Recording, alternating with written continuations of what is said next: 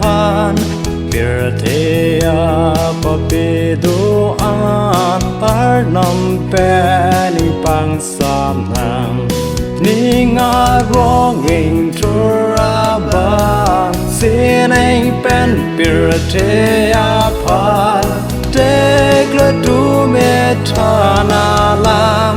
Cristo hach Bethlehem Tekla tu metana lam Prorecho kimia pam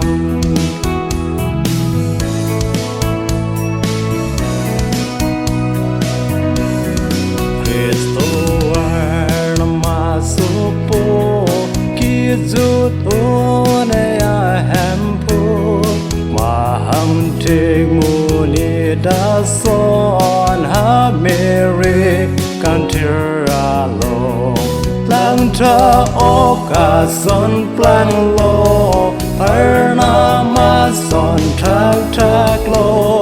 Muni daneng pang sam lo Jisu Emmanuel lo Tekla tum kiro alon Prorecho kimia pam